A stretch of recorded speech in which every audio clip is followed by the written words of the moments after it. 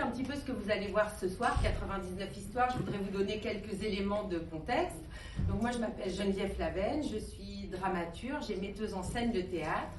Et il y a 8 ans, j'ai créé un projet qui s'appelle le projet 99. C'est un dispositif qui s'est fait connaître en engageant des groupes de personnes dans la création participative de pièces de théâtre à 99 voix, inspirées par les récits de vie des participants. C'est un projet qui a débuté en 2015 en Chine et qui après s'est déployé dans de nombreux pays et auprès de communautés très variées.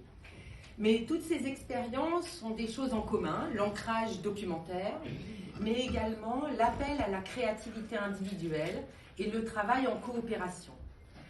L'appel à la créativité individuelle, c'est le cœur de l'histoire personnelle. Chaque projet, tous les projets, ouvrent un espace où chacun, chacune, va pouvoir trouver des ressources pour s'exprimer, pour dire les choses et être entendu et se régénérer par l'acte créateur en partageant simplement un témoignage, en racontant une histoire ou en portant en scène une des voix des pièces 99.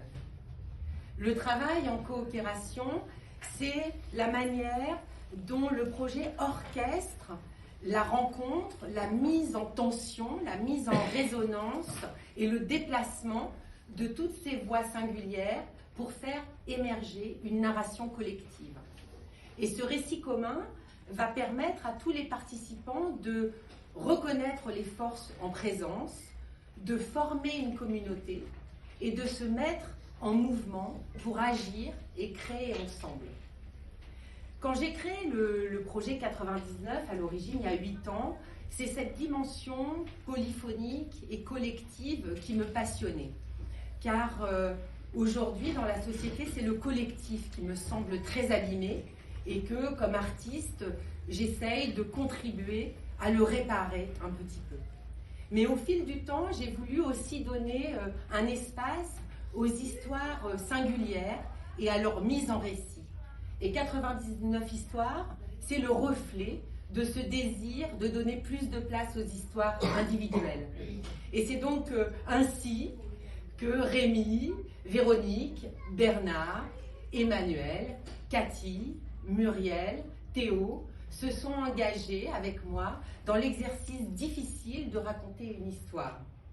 Ensemble et individuellement, ils ont exploré leur mémoire, ils ont cherché des événements marquants de leur vie, ils ont réfléchi à la signification de ces expériences, parfois même ils en ont découvert les enjeux profonds.